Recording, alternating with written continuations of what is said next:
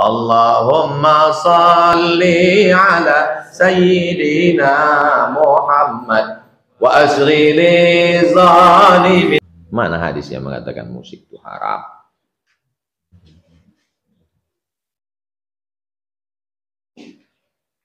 Jelas nih hadisnya. Hadisnya mana? Tuliskan.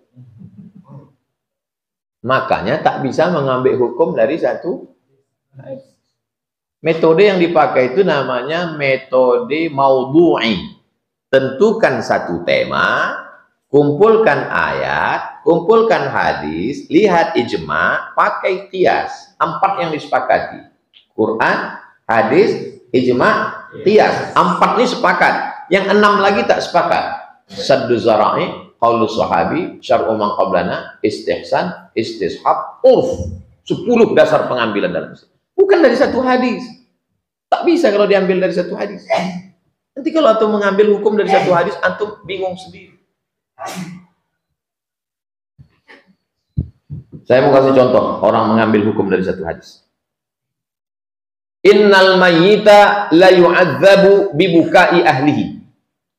Mayat diazab karena keluarganya nangis.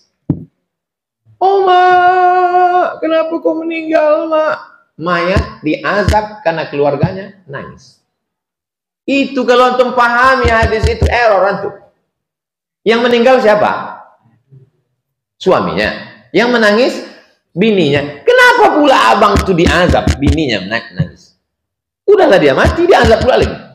Bininya pun menangis karena harta warisan itu tak banyak. Makanya tak bisa mengambil hukum dari satu hadis. Tema yang dipakai adalah tematik. Kumpulkan semua ayat hadis. Hadis ini batal dengan ayat. Wala taziru waziratun wizra ukhra.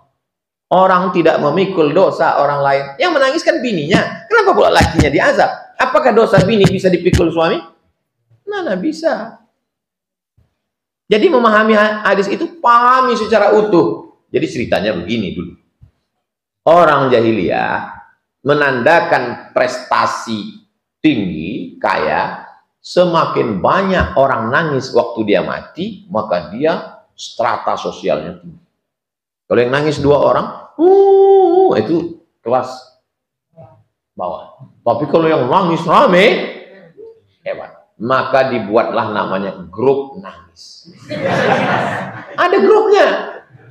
Lalu sebelum si bapak ini tadi mati, dibilangnya sama bininya, oh my darling, nanti kalau abang mati, biar ditengok orang nih abang hebat, tolong kau undang grup nangis ya.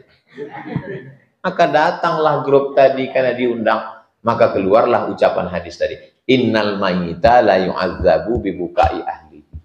Mayat itu diazab karena tangisan keluarganya. Paham? Tak sesederhana itu memahami hukum. Orang belajar di pondok 6 tahun. Belajar nahu dari mulai bawah.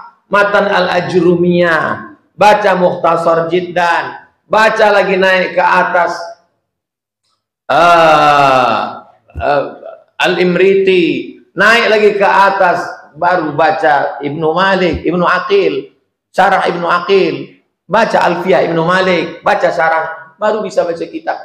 Kitab paling kecil dulu fikih namanya Matan Takrib. Dari Matan Takrib baru naik Fathul Qorib. Atam Fathul Qorib baru naik Fathul Mu'in. Habis itu I'anatul Talibin. Baru naik lagi ke atas kitab paling besar Mahalli. Habis itu baru kitab Majmu' Syarah Muhazzab. Itu baru satu mazhab Syafi'i. Baca Nabi. Baru bisa ngomong hukum. Ini baru mengaji sekali langsung.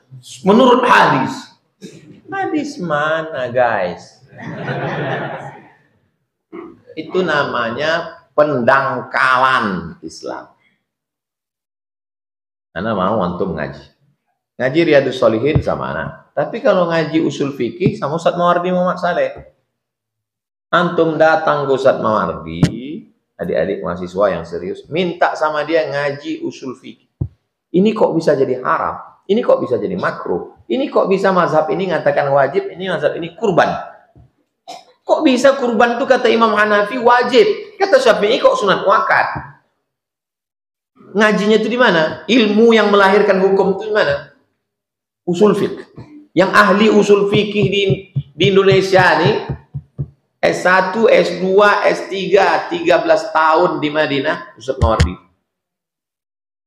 Antum minta izin sama dia, rekam ceramah dia. Habis itu kemudian antum masukkan ke yang bisa mentranskrip. Karena ada program. Semua di ceramah itu kan bisa jadi transkrip tulisan. Antum edit, datang sama dia. Ayatnya itu ayatnya, riwayat hadisnya, kitabnya, buat footnote-nya. Jangan sampai dia meninggal tak ada kitab. Dia ceramah ke sana kemari. Dia tak buat tim. Meninggal Ustaz Mawardi itu meninggal satu perpustakaan besar di Riau. Khusus bidang usul fikih. Supaya jangan pemiskinan. Cara satu hadis udah keluar satu hukum. Mana bisa? Tak sesederhana itu. Yang baru meninggal namanya Syekh Yusuf Al-Qaradawi. Ikatan Ulama Dunia, dia ketuanya. Dia menulis kitab namanya Fiqhul Musiqa wal Aghani. Tinggal pula handphone. Kalau ada bisa ditulis. Fikih musik. Dibahasnya semuanya. Ayat, hadis, Quran, ijma'. Saya hanya sampai pada kesimpulan saja. Kesimpulannya musik sama seperti kalam. Macam cakap. Kalau baik, halal. Kalau tak baik, haram.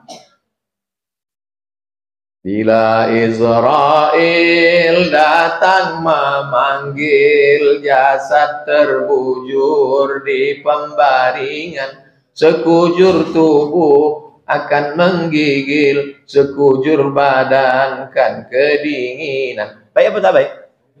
Halal. Hidup ini bagai lampu dinding yang dinyalakan di malam hari. Apabila minyak sudahlah kering, lampu pun akan padam sendiri. Baik apa tak baik? Baik. Jadi ustaz-ustaz yang tak mau nyanyi itu suaranya tak bagus.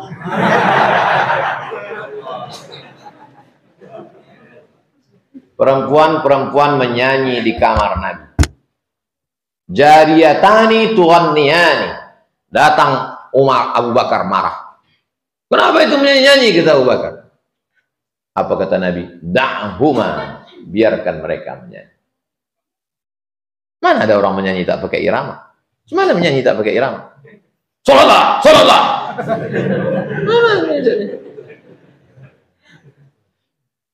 Walaupun hidup 1000 tahun, kalau tak sembahyang, apa gunanya? Walaupun hidup 1000 tahun, kalau tak sembahyang, apa gunanya? Baik apa tak baik? Tapi kalau lagunya Cinta Satu Malam, Selimut Tetangga, Kucing Garong, Terlalu Sulit,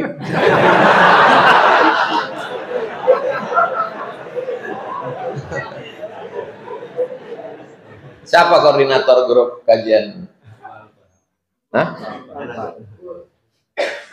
Yang punya bakat-bakat nasyid, kumpulkan buat nasyid.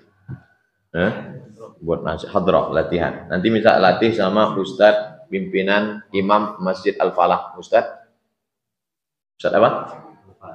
Nasution itu, Yazid Nasution. Minta latih sama dia. 10 orang, berapa orang yang punya bakat. Ada tuh bakat darah-darah seni itu, bisa dia begendang, bisa dia nasyid. Maulaya salli wa sallim daiman abada ala habibika khairil khalqi kullihim. Satu lagu. Lagu kedua. Lagu ketiga. Salatullah, salamullah. Lagu keempat. Macam-macam lagu. Kalau bisa 10 lagu. Jadi setiap ngaji 10 menit, selingan. 10 menit, selingan. 10 menit, selingan. Ngaji dengan Habaib itu begitu. Saya tanya Habib di Kucing Sarawak, kenapa setiap 10 menit kita belagu, membuka hati, mengusir setan? Orang yang menyanyi itu namanya munsyid. Kalau ungkapan-ungkapan ditulis dalam bentuk puisi yang indah, namanya syair. Orang Arab menyebutnya syair. Kita menyebutnya syair. Kalau terdiri dari 7 bait, 7 bait, 7 bait, namanya qasidah. Apa namanya? Qasidah.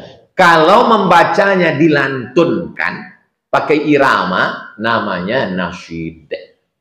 Paham? Jadi kalau ditanya orang, apa beda syair, kasidah, dan nasyid?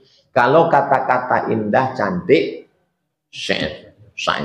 Kalau terdiri dari 7 bait, qasidah. Kalau dilantunkan dengan irama yang indah, nasyid. Orang yang melantunkannya namanya munsyid. Ya, nanti ditanya orang, nasyid itu apa? Itu mak-mak yang mukul gendang. Saya mau anak-anak muda ini punya grup nasyid yang menyanyi, namanya munsyid, pilih yang bagus suaranya. Supaya jangan lagi nanti Maulid Nabi Isra Mi'raj maju lama tuh nyanyi. Lagunya biasa aja, lipstiknya 2 inci.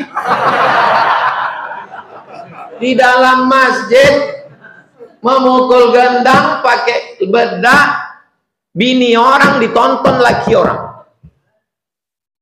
Tapi ibu tuh udah mau ngaji, tuh udah alhamdulillah. Maka saya kok tanya, Ustaz kami punya grup nasyid, lanjutkan.